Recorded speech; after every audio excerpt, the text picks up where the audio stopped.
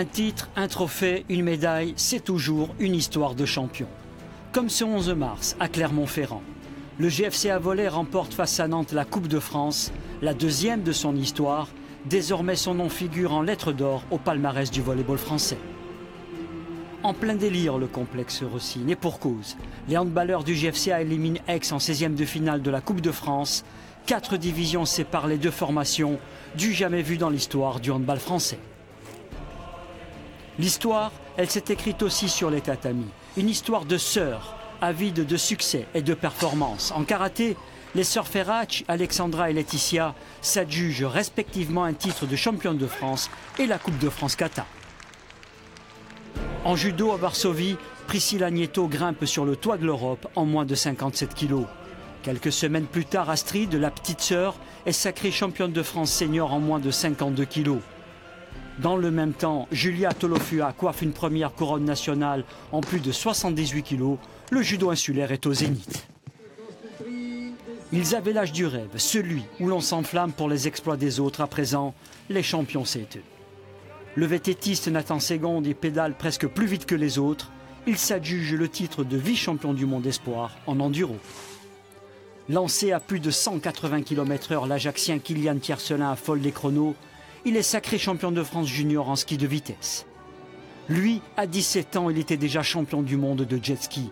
Moins de 2 décennies plus tard, Jean-Baptiste Bott y reste la référence mondiale de la discipline. Cette année encore, le Porto Vecchio a tout raflé. Toujours sur l'eau et encore plus beau.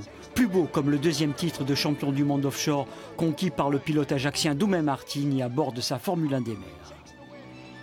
2017, il s'en souviendra, Christophe Charlier. Le pilote ajaxien empoche 2 titres de champion du monde en équipe, enduro et motocross, un doublé historique jamais réalisé jusque-là.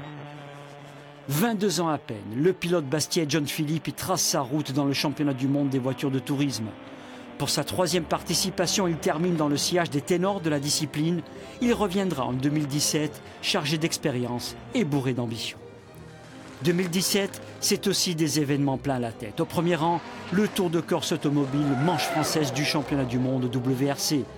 La 60e édition est conforme à sa légende, passionnante, attrayante, indécise. Tous les ingrédients pour couronner un grand champion. Cette année, il se nomme Thierry Neuville. Toujours plus beau, toujours plus haut. Le 22e Corsica Raid rassemble les meilleurs aventuriers de la planète. Après une semaine de compétition en milieu naturel, une équipe corse emmenée par le trailer Guillaume Perret y remporte l'épreuve. Une première depuis 20 ans. Le Restonica Trail n'est pas en reste. Plus d'1 millier de coureurs venus du monde entier défilent les cimes acérées du massif du Cinto.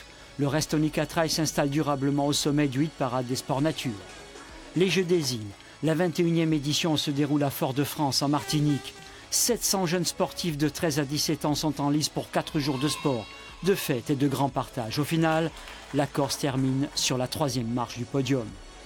Dépasser son handicap, faire tout ce dont un sportif peut rêver, Thierry Corbalan persiste et signe. Amputé des 2 membres supérieurs, il a nagé près de 80 km en moins de 26 heures en monopalme entre l'île de Monte Cristo et Bastia. Le genre de records qui font les belles histoires, elles s'écriront à nouveau en 2018.